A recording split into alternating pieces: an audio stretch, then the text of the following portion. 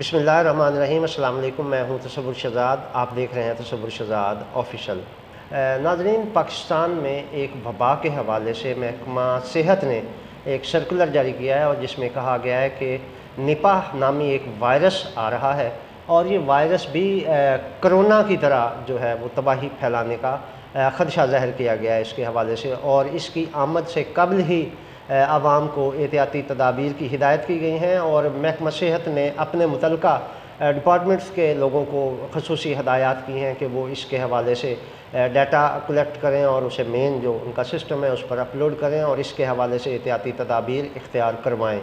तो ये वायरस क्या है, अभी तक तो पाकिस्तान में इसका कोई केस सामने नहीं आया, लेकिन भारत समेत दीगर हमसाया ममालिक में इसके केसेस तेज़ी से सामने आ रहे हैं। ये वायरस क्या है, किस तरह फैलता है, इंसान में कैसे मुंतकिल हुआ, कहाँ से ये आया और इससे बचा कैसे जा सकता है, ये आज का हमारा मौजू है। हमारे साथ मौजूद हैं मुमताज़ सर्जन डॉक्टर ज़ैन अली भट्टी साहब।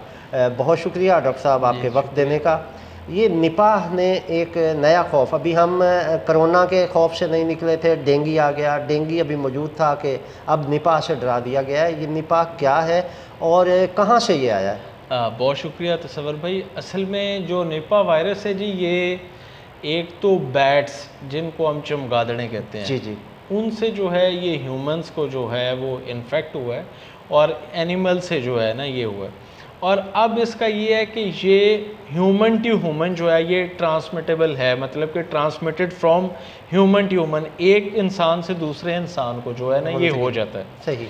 और इसकी जो अलामात हैं उसके अंदर fever, headache, sore throat, muscle x वगैरह हैं और डिहाइड्रेशन। सही है। यानी कि बुखार, जिस्म की दर्दें और इसके अलावा जो है वो मसल्स में पेन, उसके अलावा सांस में दुश्वारी जो है वो ये जो है प्रॉब्लम्स आती हैं। और प्यास का जो है वो बार बार लड़ना और ऑक्सीजन सैचुरेशन जो इंसान के अंदर होती है उसका जो है ना वो कदरे ड्रॉप हो जाना और उसमें फिर जो है वो आपको ब्रीदिंग में, सांस लेने के अंदर जो है वो प्रॉब्लम होना। तो ये इसकी जो है वो पर्टिकुलर्स जो इसकी अलामात हैं जिनको हम साइंस एंड सिम्टम्स कहते हैं। सही।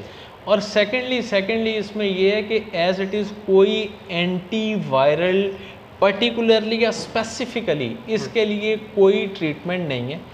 इसमें हमने सिर्फ और सिर्फ जो है वो हाइड्रेशन लेवल को बेहतर रखना है, प्लेंटी ऑफ फ्लूइड्स के साथ हमने जो है वो इंसान के नमकियात और उसके को पानी की कमी नहीं होने देनी, नंबर 1। नंबर टू ये है कि अगर पेशेंट्स को फिर हमने उनकी according to the complaints treat करना है।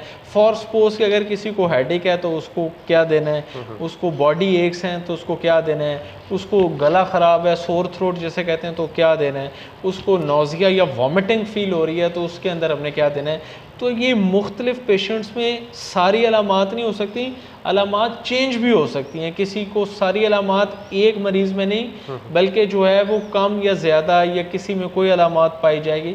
तो अब उसमें ये है कि ये अब हम पर्टिकुलरली जो इसमें कर रहे हैं ये अटैक करता है ब्रेन पेरन कायमा कहते हैं, ठीक है ना, दिमाग को जो है वो अटैक करता है जब ये पोटेंशिएट होता है, जब ये ट्रिगर होता है ये तो ये दिमाग को जो है इफेक्ट करता है। उससे जो है वो एक कंडीशन होती है उसको हम कहते हैं एंसेफेलाइटिस या एनकेफेलाइटिस, कोई भी प्रोनाउंस हम कर सकते हैं।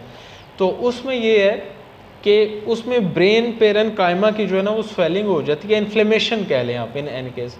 तो उसमें जो है वो फिर ट्रिगर कर जाता है ये पेशेंट्स में। मोस्टली जो होते हैं पेशेंट्स वो सरवाइव कर जाते हैं, वो रिकवर कर जाते हैं क्योंकि कुछ बॉडी में इम्यून सिस्टम होता है वो भी थोड़ा सा सपोर्ट करता है। बिल्कुल सही। सेकेंडली ये है कि हम जब पेशेंट्स की साइंस एंड सिम्टम्स को ट्रीट करते हैं तो उसके बाद जो है वो पेशेंट का इम्यून सिस्टम बेहतर होता है तो वो जो है वो एंटीबॉडीज डेवलप कर लेता है against that particular virus, defence system active हो जाता है। जो इंडिया की रिपोर्ट्स आ रही हैं उनमें तो ये आ रहा है कि इसकी शरह अमवात बहुत ज़्यादा है बनिस्बत कोरोना के, बिकॉज के कोरोना जो है वो लंग्स को इफेक्ट करता था और ठीक है ना, और जो ये निपा वायरस है ये ब्रेन को पोटेंशिएट वहाँ पे ज़्यादा टारगेट करता है। तो उसकी वजह से ये होता है कि फिर जहाँ चूँकि ब्रेन सेंसिटिव है तो उसमें फिर ज़्यादा सेंसिटिव है, तो उसमें फिर ये होता है कि जो है वो उसका इन्फ्लेमेंट, फिर हम उसको इन्फ्लेमेशन के बाद जो है वो पेशेंट को में वेंट के ऊपर भी जो है वो डालना पड़ सकता है। सही है। और अगर पेशेंट को फिर वो ट्रीटमेंट जो है वो रिकवर हो जाए तो वेल एंड गुड, नहीं तो फिर उसकी ये अलामात जो है वो बढ़ती जाती।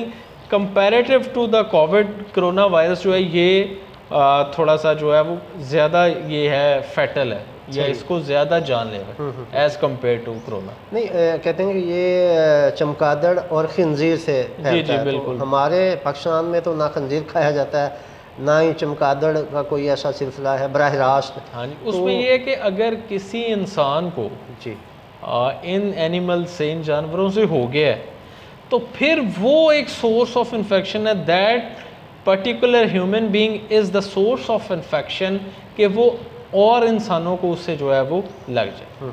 तो इसकी जो एहतियाती तदाबीर हैं वो क्या हैं कि अगर अभी फैला नहीं है पाकिस्तान में, लेकिन क्या करें कि लोग इससे महफूज रहें? सबसे पहले तो जी ये है कि नज़र रखें इर्द गिर्द के ऊपर कि कोई हमारे मुल्क में कोई फॉरेन ट्रैवलर्स जो है वो कोई इन्फेक्टेड ना हो।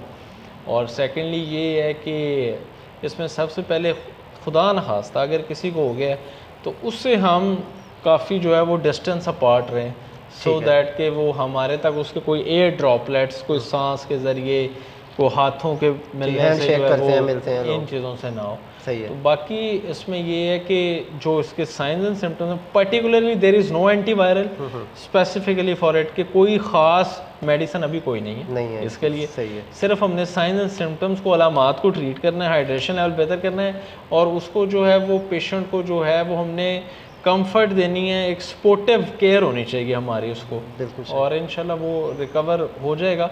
अभी इंडिया और दूसरे दीगर ममालिक में देखते हैं कि इसका क्या फीडबैक आता है, तो फिर जिस तरह स्टडीज़ आएंगी मैं आपसे शेयर करूँगा। बहुत शुक्रिया। इस हवाले से मज़ीद एक चीज़ ये है कि हमारे यहाँ सफाई के हवाले से कुछ मामलात होते हैं कि इतनी ज़्यादा नहीं है। अब तो माशाल्लाह लाहौर में सफाई है, लेकिन बाकी रूरल एरियाज़ की अगर हम बात करें तो वो नहीं है। क्या उसका भी कोई इफ़ेक्ट है इसमें कि ये सिर्फ वायरल है, हवाई उसमें आता है? जहाँ पे गंदगी होगी वहाँ पे बीमारी जो है वो ज़ोर से फैलेगी। सही।